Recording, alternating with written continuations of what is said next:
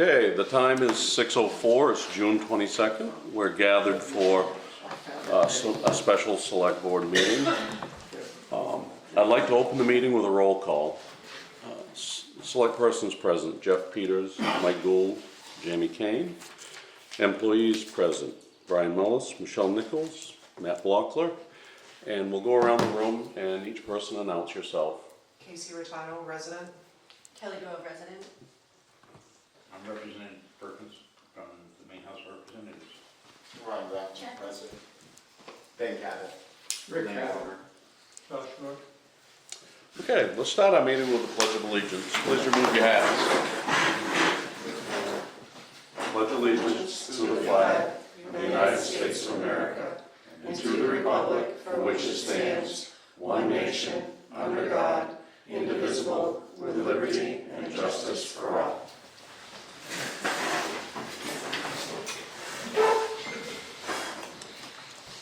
Okay, we've got a couple of small things to get through before we get to the meat and potatoes of the meeting. First, we have open session. Does anybody have anything they've brought for open session tonight? Okay, seeing none, we'll move on.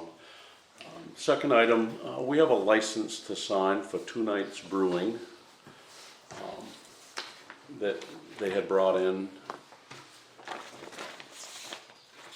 last week, I believe. So this is brought to us by email through the State Liquor Association agency.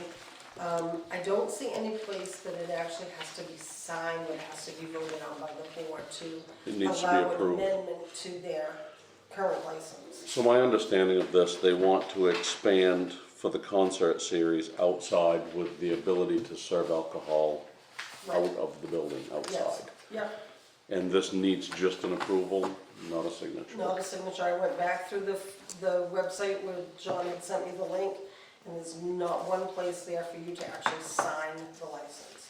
Okay. So we'll start with a motion, make a motion to approve the license to sell alcohol outside of the building during concert events. Jeff, I have just a quick question, Yep. please. Yep. Does that mean staying on the premises? Yes, so let's move it to discussion. Go ahead with your question. Okay. My understanding from what John presented to us, and they give a sketch in here of the area that they're considering.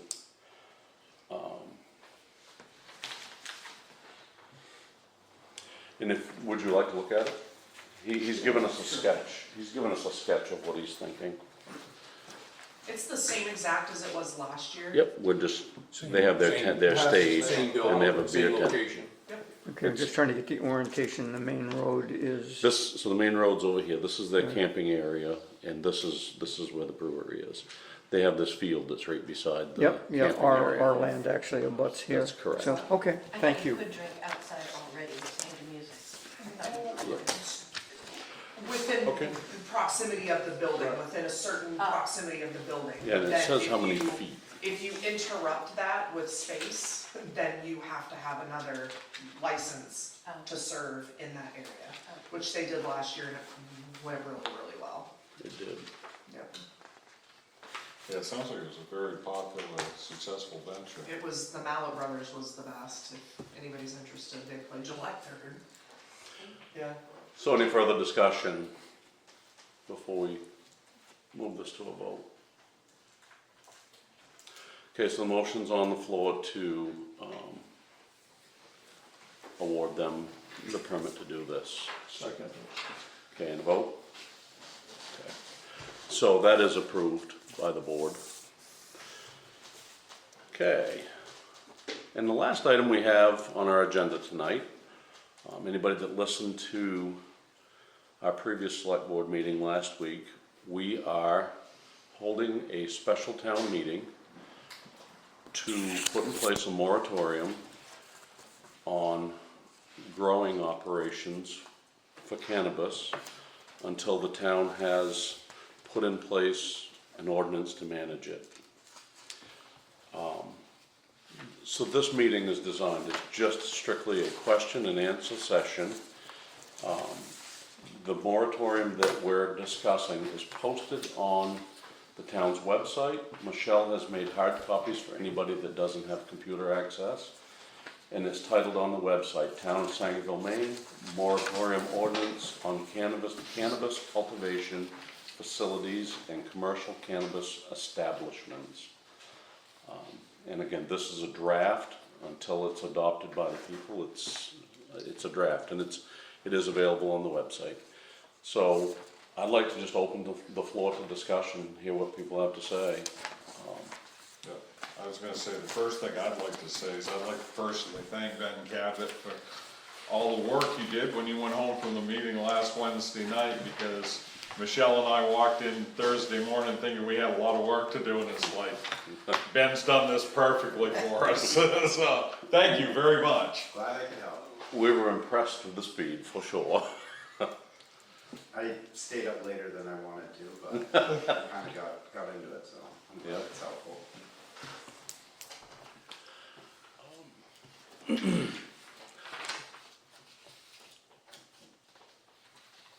Michelle, what's the time and location for the town meeting? It's gonna be at the Grace Bible Community Room, It will. 6 o'clock on Thursday. And that's June 25th.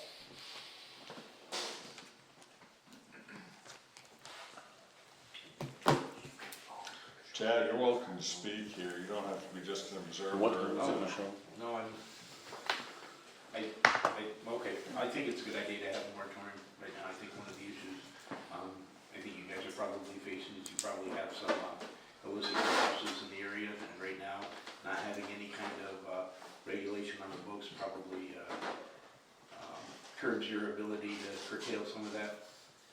And that's an issue that a lot of towns, when this law first changed and towns were told you can have some, you have to have some kind of ordinance or something that says you can allow these in the town. A lot of towns said, well, we're not gonna do anything, and that allowed for some of these illicit grows to move into unregulated areas, and gave basically all the power to OCP, which is Office of Cannabis Policy. And that's why a lot of these towns, that's where they're springing up, is where there isn't any kind of rules on the books. And I think that's a huge issue. It's not so much, whether or not you aren't gonna allow, a legitimate facility, and it's having some teeth when it goes to shut down some of these illicit facilities. Because what's happening now is because the state doesn't want to deal with the illicit facilities when they're capturing, or, catching up with them, rather than doing any kind of actual enforcement, they're basically just issuing them licenses and then they're leaving them alone. So they're basically operating like they were before, doing the same activities, but without any fear of enforcement after that. So I think it's a good idea to have a moratorium to figure out what you guys want to do as a town. Now, are you folks talking about this in the legislature at all? Yeah, all the time.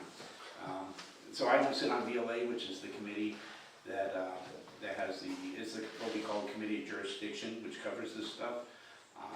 But I do sit on criminal justice, and there's some crossover there. But we're seeing a lot of problems with illicit grows, especially Piscataquis County, Aroostook County, Penobscot County. We put bills in to try to, I personally put a few bills in last legislative session to try to curb some of it. And unfortunately, the other side of the aisle doesn't seem to have an interest in curbing some of this, and I think they're getting political pressure from higher up. But, Huh. yeah, that's, Hopefully they'll change. but yeah, we would like to stop the illicit grows. So for people that don't know the illicit grows, there's actual health and safety issues with that. They're bringing in fungicides that we don't even allow in this country. They're shipping them in illegally. Those things are very toxic, and then they're disposing of them improperly, which means this stuff is either being, just left out in the woods, dumped on the ground, thrown into a landfill, and we don't even allow them to be produced or imported into this country.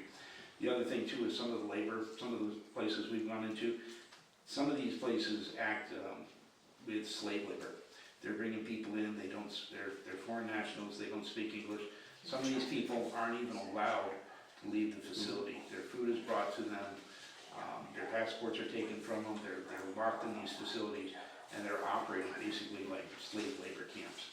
And so some of these places are really bad, and we need to curtail the illicit grows, and we need to get that under control.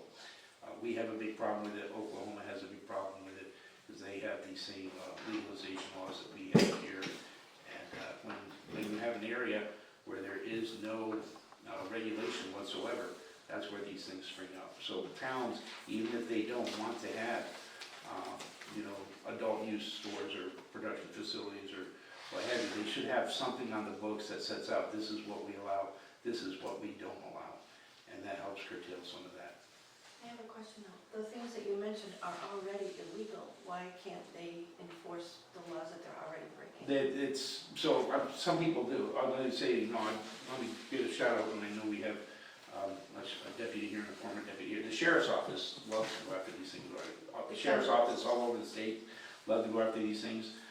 At the state level, it's the desire to do that seems to be much less so. And again, I think that comes from directives from higher up. So yes, they're illegal, but there's only a limited number of resources and where you direct your resources.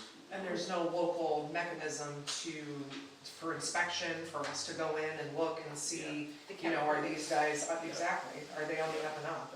I think that's one of the key things is when we get into the ordinance phase is that, you folks, as you're developing that, we need to be able to inspect it. I mean, Matt and I need to get in there and make sure that, the fire safety is being, Great. Oh, for sure. 2 weeks ago, I visited a place down in Years, with Sanford.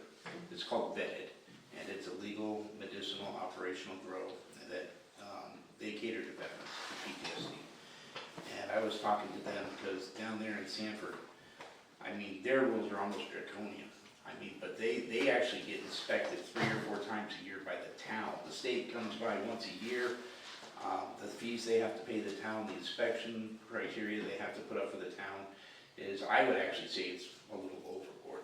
But you can't get away with anything in Sanford because that town is set up in such a way that everybody and their brother can come. And you say overboard, but that's gonna stop illicit operations from coming in and trying to do. Sanford what is these doing it in guys are such a doing. way, they're using it as revenue, it's a revenue builder. Because every inspection costs them like $3,000 and they come in 3 or 4 times a year. Yes, it does stop the illicit stuff, but they're using it as a revenue builder, is what they're using it for.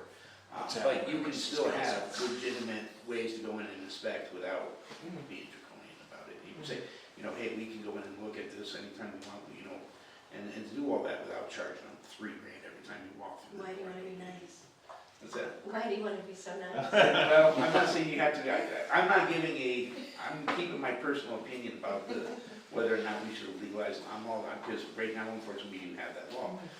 But, like I say, you can still have, control of what happens in your town and still have a regulatory framework and still offer reasonable inspections and still keep the illicit grows out and still maintain health and welfare and safety of your town and do it in a reasonable way if you put some kind of rules in effect. And right now, the way to do that, in my opinion, is put a moratorium on it and then take the time to develop those rules. That's what we're doing.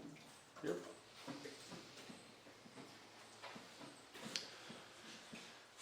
I read the language a bunch of times, and to this day, do not totally understand the original opt-in, opt-out, and how that applied to us and where we missed the boat.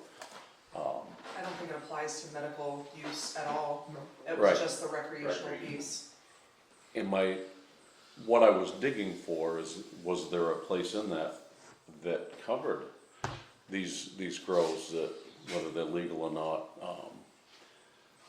that aren't caregiver grows? And I don't understand how that fits in. I've read it quite a bit and I still don't have a complete picture of it. I think if we prove that they're not, like we were talking a little bit outside just before we came in, if we can prove that they are acting outside of the scope of what that law was originally designed for, then they should be shut down. I guess that's what I'm saying. I don't see how those operations fit within the scope that we were given that Right, we kinda have to accept. right.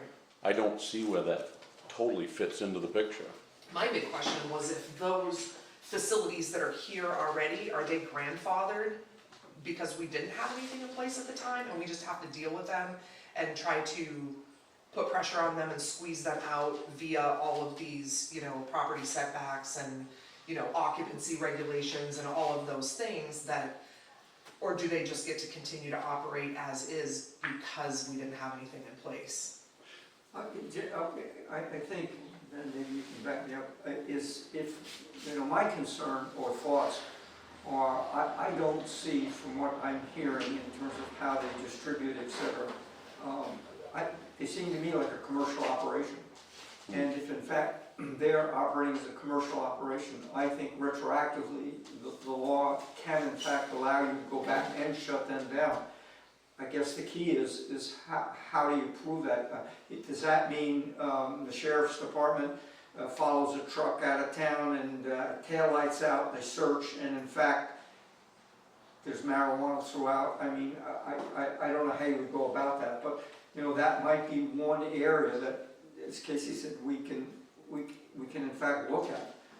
I mean, there's so many other areas. We talk about the health and habitation, you know, chemical storage. But you know, Michelle is a classic example of air pollution. She has a situation with her asthma, and here's a place across the street. She can smell it. It bothers her. So right there, you have a violation. You know, and theoretically, I think you could call the health department to come in. And starting to put that kind of pressure on, I think is going to be an important part of this whole process. Think about the burden of proof on a criminal case though. I mean, if we say, okay, they've got a taillight out, we stop them, they've got marijuana, prove that I'm not taking it to a medical facility. You know what I mean? For it to be. No, it's very, and I will tell you, this whole thing is so loose. I have, on my license, I had to get special coverage to issue cards for a caregiver and kind of looked into the whole system. I mean, it is beyond loose.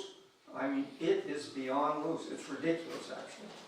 So, you know, attacking that, you know, comes down to one thing. We're trying to protect ourselves, our town, our people, our kids. And, you know, that's where we're working. And I think the moratorium and the speed which we've moved along on this is our first step. And once that passed, you know, the committee can get down to earth and start working on our real ordinance. Kelly? I think we have to decide as a town whether or not we want any of it at all. I went over the packages that Michelle gave me, and the different towns, it was kind of comical. I read about, like Skowhegan is pretty black and white. They're like, no, nothing ever is gonna happen in Skowhegan. But you can't limit, The you medical cannot piece. limit the number of caregivers that you have in town. You cannot. We've talked with Office of Cannabis Policy, we've talked with legal people.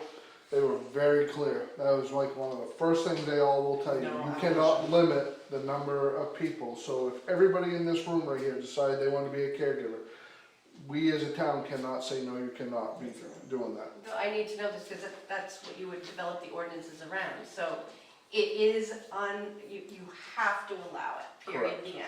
Correct.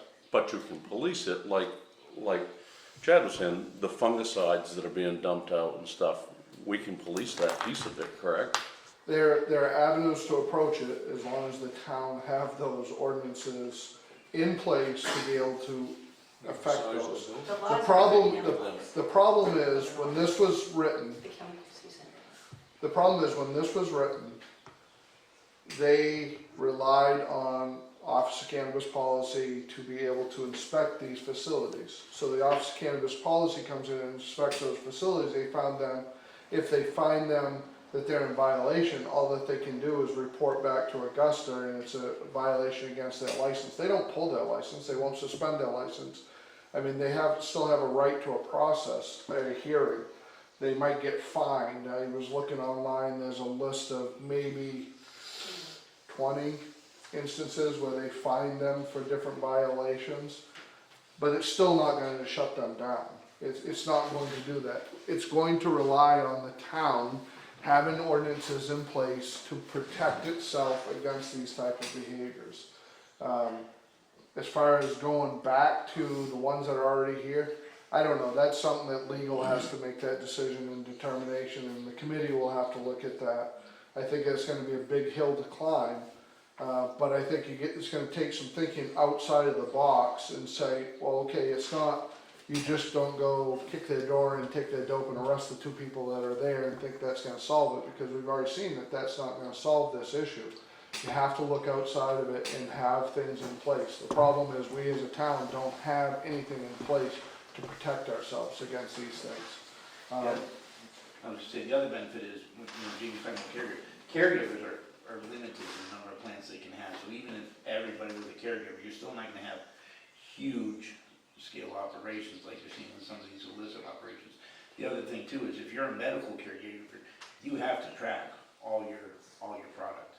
So that's a different standard too between medicinal and recreational. You know, those things are tagged and tracked so from the time it comes in as a clone to the time it goes out to the patient, everything is tracked. So that's a totally different standard too. So you know, ideally and theoretically, you know every plant, every product, where it's going and everything too, so. I don't think that's happening. That's on the medical side. On the medical side. That's strictly what on the they're medical acting side. under. Which is what They're acting under that they're premise. all licensed on. Yeah. Right. These big facilities, they will have, such as the ones that we currently have in town, they will have multiple people working under one roof. So they're allowed a canopy space that they can grow in, so many square feet that they can have their plants in. So they'll just put 10 people in there that are growing to fill up, Licensed caregivers. licensed caregivers that are growing under, which is what we're seeing in these places. But again, as far as the tracking, it's pretty difficult to track all of the All of it. plants Right. and where it is, and how do you do that? Because they're not gonna open the door and say, yes, you come in as the town, yes, I have this many square feet, and I have this many plants, and when we harvest it, we're gonna get this many pounds, and this many pounds goes out. I don't believe that those numbers are correct. I've been in 3 facilities and they showed me the trackers of their. Those are legitimate ones. That's what I'm talking about. Legitimate. The ones that are Correct. supposed to be doing it right, under the medical model, they should be able to track everything, Exactly. yeah. And the if law they're even not- allows for the difference between a live pulled plant, like if you pluck a plant out of the bucket or ground or wherever they have it, it also allows for, they talk about how much percentage you have to count that as. Like it's only 75% if you weigh it, and it's not completely dried. The law is kind of cool actually, because it covers a lot of stuff, but it's not covering all the right stuff. Correct. I think one thing we're going to have to be is just creative, and I think there are gonna be areas where we're gonna be in very gray areas. I mean, one that we talked about is habitation. Basically, there are state laws in terms of public safety, public health, with regard to square foot and habitation. You know, we might look at something like that. But again, I think we're gonna just have to be creative. I think you hit the nail right on the head there, Eric, is I think that public safety and public health is where you have to focus. You know, almost take cannabis in some ways almost out of the picture. Because what we have is we have any manufacturing facility of any product we have in our town, or we're going to, and of course most of them are heavily regulated outside by OSHA and everybody else, but we need to make sure that the health and safety is met, that there are fire suppression systems, that the chemicals are being taken care of appropriately, and that they are opening the doors to inspection regularly. Subsurface water is a big one, and that's a place where they don't have it. Right, and so I think we need to hold them to the same standard as anybody. If somebody was gonna come in and grow tomatoes in the same format, we hold them to the same standard as far as the pesticide use and public health and safety. Well, and that's the key to having a sort of retroactive enforcement arm here, is the fact that even though those places are still, you know, they're in operation, they're not necessarily gonna come under the scrutiny of the moratorium, they were still obligated to build those facilities in a way that comply with building codes, fire safety standards and everything else. And so there could be a referral to the state fire marshal's office to go in there for an inspection and have them say, this building is unsafe. We're not going to allow occupancy in this building or use of this building for, you know, what's happened. And that can effectively, you know, shut it down. Electrical standards, all of that stuff, the wastewater standards, all of that, just because this moratorium wasn't in place, doesn't mean that that gives them a free pass to not comply with those laws. And parallel to what's going on with the moratorium and the ad hoc committee, the planning board is also looking very seriously at the building permit process and comprehensive planning that will address that side of things as well. Good example, we have one right in the population center right beside a church. There's just no way that should have happened. I agree. So like Jamie had said, you have to kind of allow it. Like, it's there, you can't just get rid of it. But you can't. But you can address the You can, deficiencies. if they are a public health hazard and a polluter that is in fact affecting one resident of town, you could, I believe you could make an argument for that. Yeah. What I was gonna say is, if you do have to allow it to some extent, you may as well profit from it. Should be a Yes. licensing fee of some sort. Yeah. Now, Yeah. and what you said that is, who comes up with that? Now, one of the things that was brought up in the last meeting is, Mike, that seems to be no object here, so take advantage of that. Does it have to be $100 registration fee, or can it be a $25,000 registration fee, if you have to put up with it? If they comply to what they're supposed to do, and there's a fee in place, you can profit from that. Of course, everyone would just rather see them out anyways. We But need if a you fire can- truck. I mean, Yeah. I say that we take, no, seriously, there are plenty of places We have that take in fees for, I mean, ticket and click it. When you write a ticket, what do you, I mean, But and I don't wanna be mistaken, I'm not condoning this by any means. But the way to get rid of something is to throw as many hurdles in front of it as possible. That being one I of them. think that's Something Because the along those right lines. right ones- approach. And one of Yes. the things my grandfather had mentioned last meeting about when he was on the planning board is they had mentioned test wells for all the Yes. chemicals that they're using to grow with. yes. Test wells, they're like, you know, the fee for that, had said was astronomical. Another financial hurdle for them, anything. I mean, really, And it's not, sorry, I heard you say ooh, but what cost for your clean drinking water? What cost for fresh air?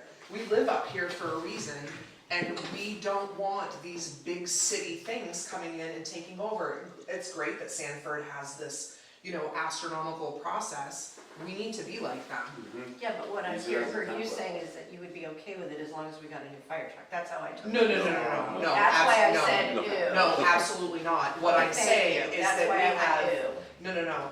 What I mean is that we don't sit here and, honestly, we're gonna need a full-time code enforcement officer. We're gonna need somebody's going to be overwhelmed with the amount of pressure that we're going to have to put on these people in order to get them to operate in a Sanford kind of way. There's going to be a lot that goes into it. And that if we set up a plan ahead of time that says any fee that we collect goes toward this, goes towards extra code enforcement and helps our fire department, or whoever else is going to be, if it's gonna go on your plate, that you guys are gonna go out and do inspections. Attorneys. Well, you are right about, Attorney's fees. you are right about the extra manpower along with it. There is a lot to that. There's a lot to inspecting the fire codes, the electrical codes, the groundwater. I mean, we have monitoring wells that work as well, and we have to send them out for analytical chemistry, and it is expensive. It's really expensive, and that shouldn't be on the town. It should be on them. So. Well, the other thing that just It's the cost of doing business. moving the town in this direction because of the difference in population mass here versus somewhere like Sanford, there's a good chance that just starting to move in this direction is gonna result in these organizations just looking for an easier target, looking for towns that haven't bothered doing this. And that's, I think, why they've come to Sangerville at this point, is because we've made ourselves an easy target. This is a turnkey for them to just, hey, no one cares, we're absentee landowners or whatever you want. If we start putting this into place and showing them, hey, you're gonna pay to play, if you're gonna be here and you're gonna play by the rules, I think there's a good chance a lot of them just say, forget it, we'll go to a different town that doesn't care. That's the goal. That's kind of what I think. But you don't have, you could put in local building zones without adopting all of Lubec, right?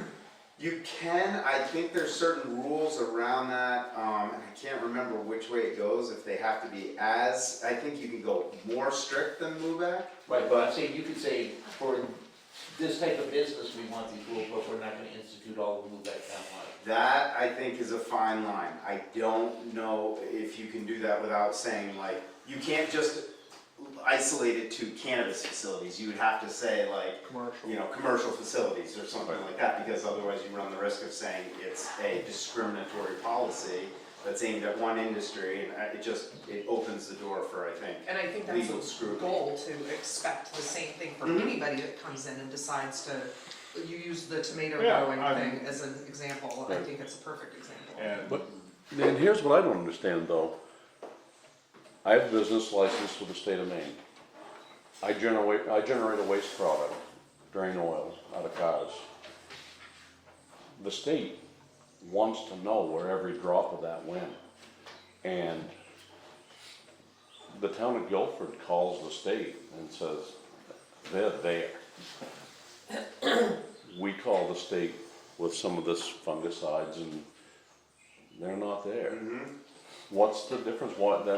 That's discriminatory if I've ever seen it. Well, That's, don't get your hopes that you're gonna get a lot of it, because as I spoke to one town, who, for example, the issue they were trying to address is like the soil, the contaminated soil that was used to grow that has the chemicals in it. They called a state organization that monitors that and tried to get them to come in, and they said, yeah, we'll have to check. They got back and said, we're not interested in pursuing that. So, I mean, I suspect you're gonna run into that with electrical, building, all of that stuff when you're looking to get the state involved to fight your battle for you. That's I expect pushback from that. I How think, did the I mean, shutdown that's where begin? PR How did that happen? comes in What a was the big way. process? I agree. We've Because that was seen pretty that at the powerful, hospital. right? So we many must be able to times. apply the same idea to close down something that we don't want, if we don't want it. But What did we do? Vote on it? Like, how did that get shut down? What was it? I said, I'm thinking way outside the box here. Hang with me for a minute, because I have a reason, but the main Yankee got shut down. Here's a power plant fueling everybody, and it got shut down. How did they do that? Like, did they prove that the waste was, they how did honestly they do didn't it? prove anything. They got a lot of disinformation out there And people voted to swayed shut it. political opinion. So what I'm saying is that what we have to do is go on a high level and change the whole legalization of it? no, what we Is that have, possible what we have to do is we have to get something in place to protect our town right now. right now, right? In the meantime, we need to have ordinances and rules in place that if there's any kind of business, I don't care what it is, whether it's a tomato growing, a cannabis, or a manufacturing facility, they're gonna play by the rules and they're gonna follow the rules that are set forth by the town to protect the people here. And I think, I'm sorry. That's where we have to address this from. I'm not convinced that we can rely on anything that comes out of the state level to solve our mess.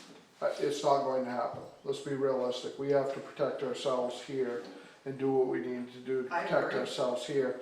Make sure that they're playing by the rules. Make sure We've that they're tried. following. We've tried to do it the right way, and it fell flat. Correct. And I will say from my other job, it falls back into our lap there and say, well, they're not following the rules. The problem is we have to establish that they are violating the rules and how are they violating the rules. And they're just basically taking the rules and making it fit their situation. So it's very complicated on that side of it, and to present a case in a criminal realm to show that it's beyond reasonable doubt that you can prove that this is what they're gonna do is extremely, extremely difficult. And all it did is it basically shut them down for a short time. They came back, they all got licensed, because before they weren't licensed, that was the issue. Now they all went licensed, which then takes it out of the criminal realm and takes it into a license violation. So again, we need to address this at the town level to put things in place to protect us. And that's what we have to look for. We cannot look for we gotta think outside the box, yes. But I'm not resting that we're gonna get a lot of help from Augusta in solving this problem. And I think as a small town, if we take all of the strictest things from all of the other towns' examples that we've looked at that have already done this and apply them here, that's going to be our best bet. And that's more, I mean, all of that stuff I think is really good food for thought in terms of moving ahead with the actual ordinance. This gives us the space and the authority we need, and I hope that's all right, I'm talking in the royal we. Obviously, I'm not a resident here, but I do own property here, and obviously my family owns property here, our Have a residents. vested interest, But- sure. Was it? Yeah, Yeah. but you know, the idea is this is a really broad sort of starting point that puts us where we need to be to stop the bleeding, so to speak. Get our thoughts together, get our resources together to put an ordinance in place that is not only gonna regulate to the greatest extent possible, but I think your idea of, as far as making this pay, I mean, make it to whatever extent that can be justified under the law, make it as expensive, because why not? Why wouldn't it be a major fund, if we can't avoid some of that activity going on here, then it should be, you know. We need to cover our expenses as a town. Yeah, We at a need to bare cover- minimum, yeah. We need to cover our expenses Yep. as a town, because there is going to be an increased expense with some of this stuff, with enforcement, with inspections and everything of that nature. We need to cover that, so that the taxpayers are not left holding the bill for this mess. We need to be able to figure a way to get this to basically cover the expenses. And like we pointed out last time, if and when we do push them out, what's left with their property? They could give two rat's heinies about leaving this whatever $100,000 piece of property that they bought. They don't care. They will move on to the next place, and it's trash. We need to have some kind of mechanism to go in and say, okay, The now the expense of town's gonna tearing pay it down. $30,000 to tear this down and flatten it. Yeah, it's not just trash, it's a hazard. Mhm. You have all those materials, so you have that mold, you have. And- Sue organized And crime. the DEP or the EPA or whoever needs to come in and check and make sure that there's not a hazard The there hard after part that. is just what Jamie said, is getting them to come in Yeah. and absorb that too, is gonna be really hard. Well, the more those state agencies see that the town has done everything possible to protect itself, the more likely they are to actually do their job. And like, that's how the DEP works, right? Yeah. They don't come in and actually find people directly. They go to the town and they say, hey, we got a report about one of your residents breaking one of your shoreline zoning rules. If you don't enforce your rules against that resident, we're gonna come in and fine the town. They don't, so it's the same sort of thing where the more they can point to and say, hey, this town has gotten it together to actually have their own set of rules. These folks are not following the rules, which are also a violation of these state rules. We have to do something about this. There's a Or lot, enforce the hand. it's a liability Yeah. at that point. Yeah, absolutely, and I think the public, you know, the sort of, you know, public policy or, you know, just, that PR sort of impact where that doesn't look good, and if, you know, you have a few choice newspaper articles that show, hey, we're a town that's struggling here with people who are not following the law, and we can't get the state to step up and do something, I mean, I think that has a possibility of getting people to get off their butts. I'll be honest, the only concern so far, the only concern that I have had, like thinking this through, brainstorming, was that if we make this ordinance so restrictive, that it's hard for people like you to do business. You know what I mean? Like, just as long as you're doing it the right way, but how do we do that and still be business friendly? Right. And not, That's a tough, that's a fine line. absolutely. It is a fine line. I mean, I have a friend that bought a building in Bangor to move his business to. And he was in the six figures getting through permitting, studies, all the stuff, before they even started a renovation. And we don't wanna walk down that path too far either. No, we don't want to Right. over-regulate everybody. We need to find that ground where we can regulate the things that affect us, but not over-regulate ourselves to the point where nobody wants to live here. But that's one of the things, Casey, you can bring to this committee with your economic development background and your business ownership background is you can help with that. You can help the committee find their perspective on that when it comes to developing the ordinance. And I think there's also a lot of potential for looking at some of these other towns that have put these laws in place, because of course, they have the exact same concern.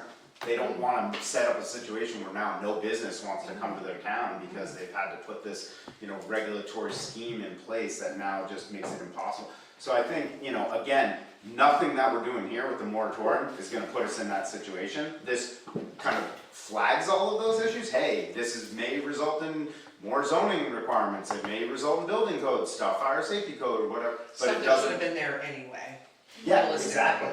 But it In doesn't. most towns, it is already there in some form or another. Exactly. But that's why we Exactly. come here. Yeah. Anyway. That's why they came here also. Yeah, I know. And I don't wanna be that person that says, let's just drop them off at the town line, not in our town. But at the same time, that puts them on notice, like, okay, I- maybe we should have had something in place and now we need to do something about this. It's just gonna force other small towns like us to be able to catch up. I think we need to, we're not going down and saying, hey, have you folks considered moving to Dexter, for example? What we're doing is, You haven't? well, okay, I haven't actually done it, okay? But what we're doing is focusing this just on Sangerville. The state has bigger issues, and one of the reasons I invited Representative Perkins here is so he could hear it from the town, so he could go back and take that information to the state, and hopefully, and I know he's working, I know others are too, that hopefully somewhere they'll find success for all the towns in the state of Maine, but for us, we need to focus on just Sangerville. Great luck. Yeah, This is I've way been there better. with the state testifying in through the medical examiner's office, which is, the whole system is not in favor of a small town like ours. We are just way, way, way at the bottom of everything. But I think we are creative, and we've got a lot of smart people here with a lot of good ideas. We'll do the best we possibly can. They've been doing this for years, in this county, years, I'm gonna say 10 anyways. It's about when it started But going they've been down. doing this, they haven't been doing it at a warehouse size, but they was doing it with homes. And that's when all the search warrants done, everybody was in a home, now we switched gears and gone to these warehouses. I think one of the important things that's coming out of this is, and it's about time, and we all know that, is putting rules and regulations and zoning. I see us through this action moving forward on other important issues where we in fact need to protect the town. So this is gonna be a really good impetus to really move ahead on other things besides this. I think it would be very positive. I agree with you. I agree too, and I think from what I took from the planning board's meeting Thursday night is they really are seeing that, and the planning board does see the value to a comprehensive plan, but then now seeing that maybe if they update and get a good comprehensive plan before the people, that now because of this, the people are gonna see, hey, this is one of the reasons we need to have a comprehensive plan. I think that's great, but I think historically, with the planning board, we went through a water ordinance, okay? Someone coming in and pumping all of our aquifers dry. Everybody, and I think Ben was on, they got the national people to come in the whole 9 yards, and they were gonna do this and that. It's never been looked at. And I say this with no disrespect. I think they have to have a Jamie King attitude of, you got 60 days to do this, and guess what? You better do it. And I think, as I said, with no disrespect. Well, we're starting by really improving the relationship and the communication between the planning board and the select board and, you know, making sure that information's getting out to the townspeople, so. That's great. I've seen a That's huge real change. positive. So the more, that's kind of part of what I guess I bring to the table is the more information I can communicate to the people so that they know what's going on and stand up and speak and come in and make decisions. That's where a lot of my responsibility lies. Brian, do we have an idea of how involved most people that live in this town are with all this? Like, is everybody growing it? Are 10 people, like what are we talking? I have no idea who's growing it in their backyard for their personal use, nor do I think any of us care about that. I mean, if they're following, No, I think it's kind of recreational. valid. but if they're following, you know, if they're following the law, You'll never know. let's not stick our noses in where it doesn't really need to be. We're But not medically, you have to interested be in people who are growing 6 or Right. 10 Not only plants. that, We're there's looking no at- authority to regulate that. Right. Yeah, I'm They just have to- asking, so I'm just we're asking, only I just don't looking- think the problem was, do we have one We're only warehouse? looking at Or 10. industrial Oh, that's scale. not the problem. The difference between, I'm sorry, I don't mean to No, go interrupt. ahead, Casey. But I think that's the disparity in information that's being released right now, is that there's a huge difference between recreational growing And medicinal. and medicinal growing. Exactly. And they are using the medicinal loophole, and how many ever people, 20 people or 70 people, however many people they have living on this one piece of property, they're using that in order to grow thousands of plants. Okay, They are not following and any how many of those do we have? licensed The people that are using the that I know loophole? of. There's 11 of them that are licensed.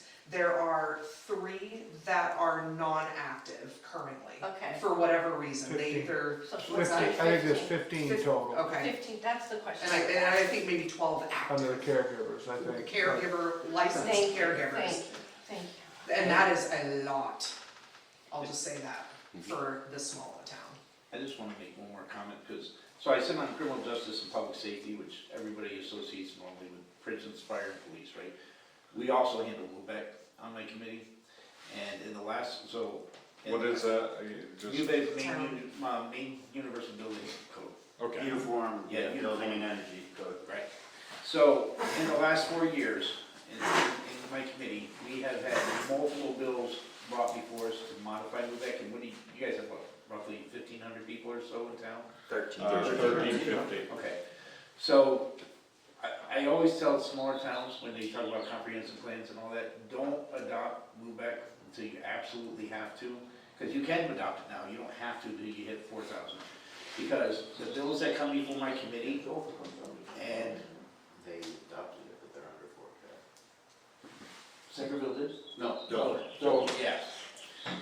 And the bills that come before my committee, every bill that comes before my committee deals with MUBEC will greatly increase the cost of building homes. So, and they try to change MUBEC all the time. So for example, I'll give you one example. They brought a bill before us that would have required that we meet Canadian air, standards in homes rather than the established American air standards. So you would have had to have active, air circulation in every new home built, which would add a lot of money to every new home built. And so like I say, when you guys talk about your comprehensive plan, don't take MUBEC until you absolutely have to, because every year they make MUBEC worse and worse and worse and worse. And every time they do that, it raises the cost of building in your community. Can you tell me what that acronym stands for? Main uniform building and energy code. Okay. Right, so every time they do it, it raises the cost of building homes and building businesses and building even outbuildings in your community, so I just wanted to say that while I was here. But there's no reason in our permitting process that we in fact can't set certain standards. I mean, Right. because you're talking about even 2 different levels. There's actually the federal building code versus, and the state. But again, there's no reason that within our permitting process, we cannot in fact mold it towards what we in fact, keeping the prices down, et cetera, within our little town of 1,300. Well, that was kind of my question towards Ben earlier. I think you guys can have certain codes without adopting them. Yeah, but- I'll do Which some we more don't have. research on that, but I know there are certain requirements where if you're gonna enforce codes, they have to be based on, I think you can't just have an arbitrary building. Willy-nilly. Because the other issue is, of course, it opens the town to potential liability, Right. where if your code, and I think that's where it comes in, as far as your code has to at least be at the MUBEC standard or whatever, have some Right. provisions, because if you're below that and then someone builds to a lower standard and that bad thing happens that the higher standard is trying to prevent, I think it opens the town up to someone saying, well, you had a substandard code in place and it resulted in this injury occurring, and now we're gonna sue you, town, because, I mean, No, I get that part. I get that that's, part I completely. think that's the concern. I'll do more research on that for sure. And again, this is all, we're talking down the road here. Right. The moratorium is really just getting our feet in the water here. Give us 180 days to figure out what that bigger picture plan looks like, what the code looks like, and all the other good stuff, so. Can that 180 days be extended? Yep, by an additional 180 days, and then further, as long as there's meaningful progress going, you know, that you can show, and clearly, I mean, the town's motivated to move this forward, I don't think it's gonna be any problem to have that done, but you don't need another town vote to extend it. The select board can extend it unilaterally, so. Has there been any discussion in Augusta, Chad, as far as, they have the Office of Cannabis policy, and they have their inspectors that, has there been any discussion about actually giving them law enforcement authority for enforcement purposes? I haven't heard that specifically. There may have been on the VLA. Because all they do now is basically they go in, they inspect, they find a violation, and it gets written up in a report, and from my understanding, it basically goes to Augusta into that hole and never to be seen again. So, I don't think there's any appetite for that down there now. Well, I'm not saying there that should change- be. I'm saying- because they're the ones that are actually in the facilities. Right. At that point, wouldn't it essentially become an actual law enforcement, like MDEA or something? Because now they're not complying with the legal growing rules, so they're actually in violation of probably State law. Maine drug law, right? The main Or drug does something like not that. have the capacity to do it. Well, and that's the issue, no, they're not enforcing any weed stuff in the state, right? I Well, mean, in they're reality, focused where it on should be is at a bigger- federal level, because Yes. it's an out-of-state entity that's, the product, the product is not staying here, would be my guess. It's not staying in state, it's going out of the state, so the proper entity to deal with that, which should be on a federal level. Well, in-state, out-of-state, or otherwise, it's still illegal on a federal level. It hasn't been legalized, so I mean, theoretically, you can get busted for growing one plant by the feds. I mean, if they wanted to make an example, but again, it's an enforcement issue, where they've made it clear they're not enforcing those rules. It's their choices, so. So it's a kind of a catch-22 where, And in their defense, last I checked, 90+% of their agents are still borrowed from other towns. So you're relying on small town, I worked for Orno and there was one agent from Other them, than the- 2 Bangor agents, you know what I mean? Smaller departments would say, yeah, sure, Maine Drug Enforcement, you can take my employee, but the small department's still paying that employee to work for a different agency. And that's, as far as I know, how it still operates, and there's half as many agents as there were 20 years ago. We had 6 in Bangor when I was assigned there. not a lot of manpower. Well, when you're dealing with, you know, the other drugs, the fentanyls, the, you know, that other stuff that, so it's a tough act, but I mean, to follow and address this from a legal perspective, in my eyes, the proper venue is to follow the money that's being with this, and that's on a federal investigation, more so than what can be done locally to be effective. But that's just my opinion.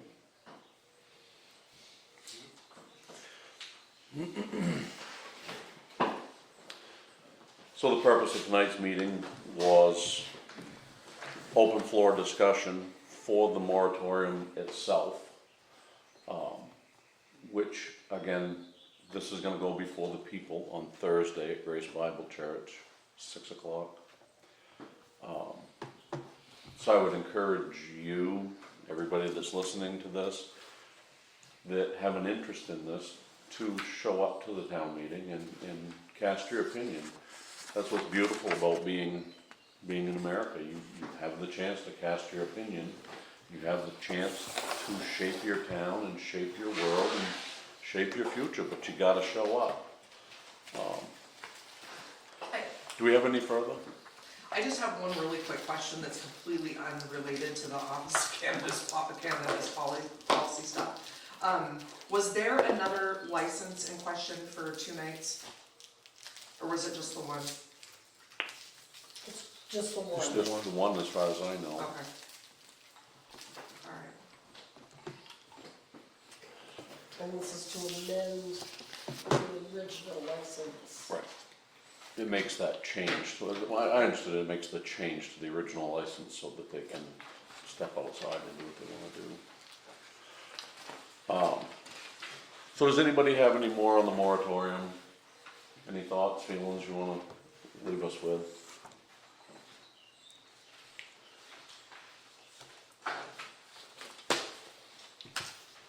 Well, I guess